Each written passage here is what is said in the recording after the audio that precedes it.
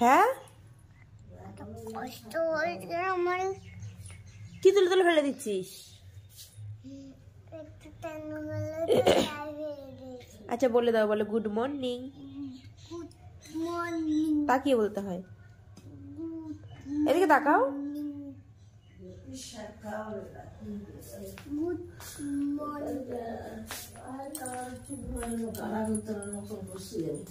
বলো কি হয়েছে, ডাকছিল আমাকে? বলো। গুড মর্নিং বন্ধুরা, ওয়েলকাম টু মাই চ্যানেল। কেমন আছো সবাই? আশা করি সবাই অনেক ভালো আছো। তোমাদের ভালোবাসায় আমিও ভালো আছি। আজকে নতুন একটি দিনে নতুন একটি ব্লগে সবাইকে অনেক অনেক স্বাগত আর ভালোবাসা।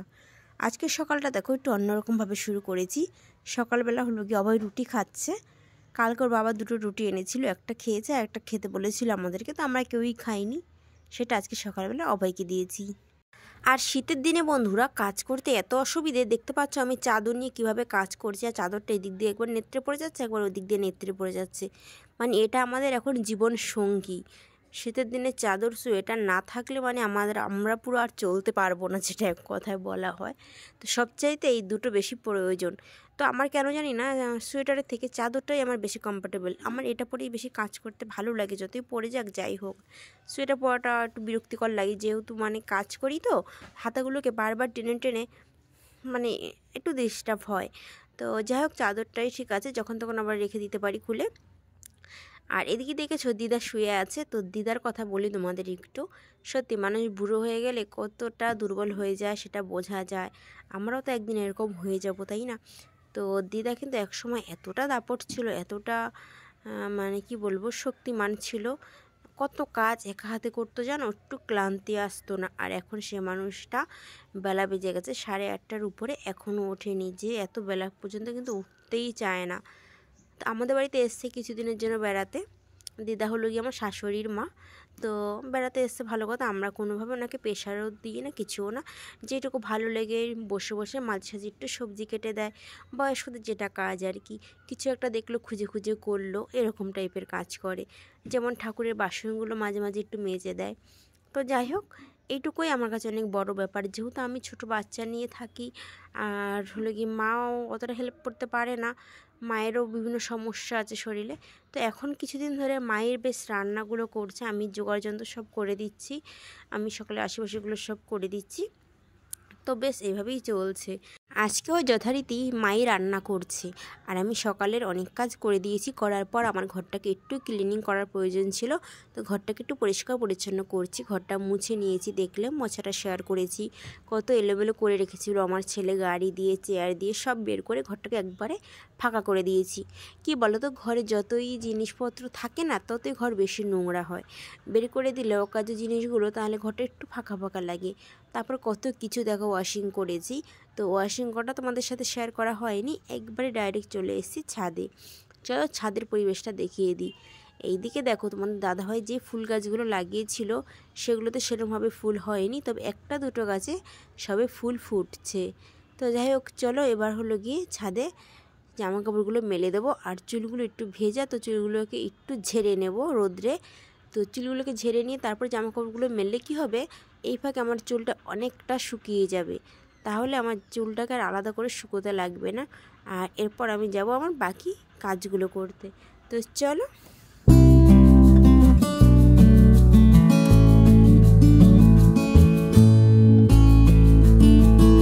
এই দিকে দেখো লেবু গাছে আবার ফুল হয়েছে, আর আগের লেবুগুলো শেষ পর্যন্ত শেষ হয়েছে। প্রচণ্ড অবহেলার মধ্যে দিয়ে এবারের মানে লেবুগুলো শেষ হয়েছে। আর দেখো ছোট ছোট দুটো লেবু রয়েছে। তো এবারে লেবুগুলো এত অবহেলা কেন হলো আমি বুঝতে পারছি না। বাজার থেকে না মনে হয় একদিন বেশি নিয়ে এসেছিলো, তো সে লেবুগুলো থাকাতে এই লেবুগুলো এই ফাঁকে পেকে যাচ্ছে। তো দু ধরনের লেবু মিলে আর না মানে খাওয়াই হয়নি। আর এখনও আমি লেবু খাই না, আমার সত্যি বলতে পাকা পাকা লেবুর টেস্ট আমার ভালো লাগে না। আর খেয়েছি যাও দু একদিন নিয়েছি, তো সে গন্ধটা আমার নাকে লেগে রয়েছে। আর ওই লেবুর টেস্ট আমার একদম অসহ্য লাগে। তো এইভাবে আমার লেবুর প্রতি ভক্তিটাই উঠে গেছে। তো জানি না নতুন সিজনে আবার নতুন করে লেবু উঠলে কেমন লাগবে। তো যাই হোক চলে এসেছি ঘরে এসে এবার একটু ফ্রেশ হয়ে নিয়ে সিঁদুরগুলো দিয়ে নেব। আর একটু মুখে ক্রিম ব্যবহার করব, কারণ শীতে কিছু ব্যবহার না করলে হয় না। শীতে বডিতে মুখে একটু ক্রিম যে কোনো ব্যবহার করতেই লাগে, তা না হলে না প্রচুর টান ধরে স্কিনে। তো যাই হোক, বিছানাটা তো এবার সব ধুয়ে দিয়েছি। এবার তো বিছানাটার অবস্থা একবারেই খারাপ। তো এবার বিছানাটাকে একটু গোছগাছ করে পরিষ্কার করব, মানে মানুষ বানাবো এবার। এতক্ষণ তো বিছানাটা দেখেই বুঝতে পারছো কেমন একটা লাগছে। তো যাই হোক, চলো বিছানাটা এবার একটু গোছগাছ করে নিই। আর হ্যাঁ বন্ধুরা, তোমরা যারা এখনও পর্যন্ত ভিডিওটা দেখছো তারা প্লিজ একটা লাইক করো, একটু কমেন্ট করো, তোমরা কী ধরনের ভিডিও দেখতে চাইছো একটু জানাও। আর একটু ভালো যে ধরনের ভিডিওগুলো দেখতে চাইছো সেগুলো কমেন্ট করো। কোনো হাসির, মজার বা কোনো বিভিন্ন ধরনের অনেক ভিডিও আছে তোমরা যেগুলো জানো সেরকম ধরনের ভিডিও কমেন্ট করো। এই যে নো সিঙ্গিং যে সমস্ত ভিডিওগুলো কমেন্ট করো, এগুলো আমার করতে ভালো লাগে না, ঠিক আছে? তো একটু উন্নত মানের ভালো ধরনের ভিডিওগুলো কমেন্ট করো যেগুলো আমি করতে পারবো, ঠিক আছে? আর নোজ ব্লোয়িং, সিঙ্গিং এসব ভিডিওগুলো আমি রিকোয়েস্টের আগে একবার, দুবার, তিনবারও মনে হয় দিয়েছি। তো একই ভিডিও আর বারবার আমার ভালো লাগে না, ইচ্ছে বিরুদ্ধে তোমাদের রিকোয়েস্ট দিয়েছি। তোমরা এখন একটু এমন ধরনের কিছু ভিডিও কমেন্ট করো যেটা আমি করতে পারবো। তো যাই হোক, চলো। কি খাবি? দাঁড়া, কি খাবি? সকালবেলা মা কি রান্না করছে দেখো, উচ্ছে আলু ভাজা, আর এদিকে হলো ডাল, হেলুন ডাল বলে একটা ডাল হয়, সেই ডালটা চালতা দিয়ে করেছে। তো কাঠের রান্না তো উচ্ছেগুলো একটু কেমন দেখতে হয়েছে বুঝতে পারছো। কাঠের রান্না কিন্তু একটু অন্য ধরনেরই হয়। সবাই বলে হ্যাঁ টেস্ট হয়, হ্যাঁ টেস্টও হয়, মাংস টাংসগুলো রানলে বেশি টেস্ট লাগে। তো আমাদের রান্না বান্না খাওয়া দাওয়া কমপ্লিট হয়ে গেছে। তো দুপুরেরটা খাবো, এখনও দুপুরেরটা খাওয়া দাওয়া করিনি। এর মধ্যে কিন্তু রান্না কমপ্লিট হয়ে গেছে। তো এর মধ্যে বাবা দেখো আবার একটা মাছ ধরে এনেছে, হলো গিয়ে জাল, মানে জাল ফেলে যেভাবে মাছ ধরে না সেইভাবে। বাবা আবার মাছ ধরতে খুব ভালোবাসে। তো একজন এরকম খবর দিয়েছে তাদের পুকুরে মাছ ধরার জন্য, তো বাবা গিয়ে মানে ভাগে ধরে নিয়ে এসছে। কিছুটা ধরার পর ওদেরকে দিতে হয়, কিছুটা নিয়ে আসতে হয়। দেখো মাছটাকে আমি একটু ধরছি, কত বড় হা করেছে মাছটা দেখো। এটা হলো কাতলা মাছ, কাতলা মাছ। তো কাতলা মাছের বাচ্চাই বলবো, যেহেতু এতটাই ছোট, কেননা এতে কাতলা মাছ অনেকটা সাইজে বড় হয়। কিন্তু দেখো কতটা হা করেছে। তো ভেবেছিলাম জ্যান্তই থাকবে, সেই হিসাবে জিয়ে রেখেছি। ভাবলাম আজকে তার মাছ খাবো না, তো কালকেই খাবো, সেই হিসাবে মাছটাকে রেখে দিয়েছিলাম। তারপর দেখো দেবে দেবে দেবে দেবে দেবে এটা কি চুমড়িয়ে যাওয়া, কিছু দাও তো মাছকে, কামড়ে দেবে আমাকে।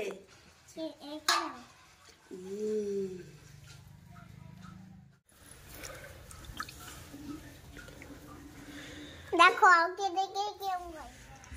তো অভয় স্নান করে ফ্রেশ হয়ে গেছে। আর ওর বাবা কেক এনেছিল, তো সেই কেকটাও না পুরোটা খেতে পারেনি, একটুখানি খেয়ে রেখে দিয়েছিল আগের দিন। তো সেটা আমি রেখে দিয়েছিলাম যত্ন করে। আজকে স্নানের পরে আমি সেটা বের করে দিয়েছি, আর ও সেটা আনন্দ সহকারে খাচ্ছে, কারণ ও কেক খেতে প্রচুর ভালোবাসে, খুব পছন্দ করে। তারপরে দেখো আমরা সবাই মিলে চলে এসেছি ছাদে। তো আগে কিন্তু ছাদেই বাবা খেতে চাইতো রৌদ্রের জন্য, এবছর সেরকমভাবে খাওয়া হয়নি। তো কি মন হয়েছে আজকে আবার ছাদে খাবে, তো ছাদেও দিয়েওছি, তার সে সাথে আমরাও খেয়েছি। তারপরে গাইজ গুড ইভিনিং। আর এখন বাজে হলো গিয়ে সন্ধে 6:30 মতো বাজে। তো মাছটাকে ভেবেছিলাম জিয়েই রাখবো, রেখেও দিয়েছিলাম। লাস্টে দেখছি মাছটা আর লাফাচ্ছে না, মানে ওর চলাফেরা বন্ধ হয়ে গেছে, মানে মরার মুখে, ঠিক আছে? তো মা বলছে কেটে একবারে রেখে দে ফ্রিজে ধুয়ে, জ্যান্ত মাছ রাখলে না কেমন একটা হয়ে যায় পচা পচা টাইপের। তো সেই জন্য মাছটাকে আমি কেটে নিচ্ছি, সন্ধে পুজো দিয়ে এসেছি, এখন একদমই কাটার ইচ্ছে ছিল না, ইচ্ছের বিরুদ্ধে কাটতে হচ্ছে জানো তো। তাও আবার বাইরে বসে বসে, তো চাতালটা থাকাতে রক্ষে চাতালে বসে বসে মাছগুলোকে কেটে নিলাম। দেখো কয় পিস মাছ হয়েছে, 3-4 পিস মাছ, মোটামুটি 5 পিসের মতো বানিয়েছি। তারপরে যা হবে হবে। কই মাছ?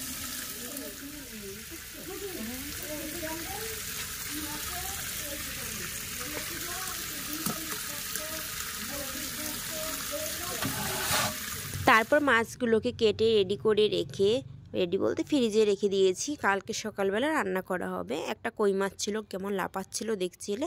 আর এখানে হলো গিয়ে টিভি চলছে, তো পিছনে বাবা টিভি দেখছে, সামনে টেবিলে আমি অভয়কে বসে খাওয়াচ্ছি।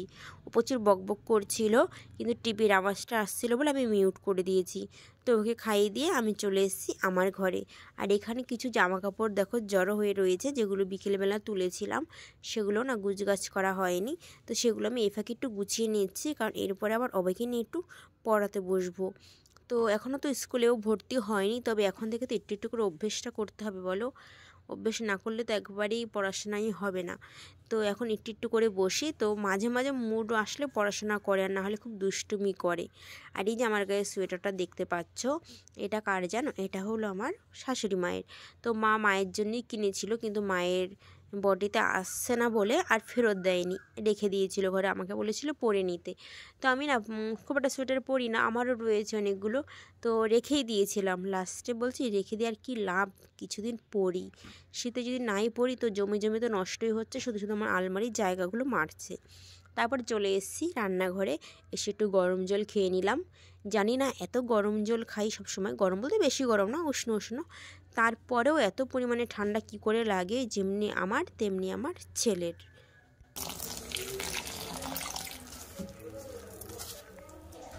সব কিছু শেষ করে সবার শেষে চলে এসেছি রান্নাঘরে রুটি বানাতে। তো দিদা আসার পর থেকে না আমাদের বেশিরভাগ গোলা রুটি আমরা করছি, যেহেতু দিদা বয়স্ক মানুষ, তো এমনি রুটি আমাদের হটপটা খুব ভালো, রুটি করলে কিন্তু নরমই থাকে। তারপরেও দিদা আসার পর থেকে একটু গোলা রুটি করছি, দিদা পছন্দ করছে রুটিটা খেতে। আর কিছুটা ভাত ছিল, সেটা ওভেনে দিয়ে দিয়েছি। তো সবাই মিলে খাওয়া দাওয়া করে ফিটফাট একদম সব পরিষ্কার করে রান্নাঘরে চলে এসেছি এবার আমার ঘরে। তো ভিডিওটাও এখন শেষ করব। আর এদিকে অভয় কি অবস্থা করে রেখেছে দেখছো, চলো এগুলো গুছাতে গুছাতে ভিডিওটা শেষ করছি।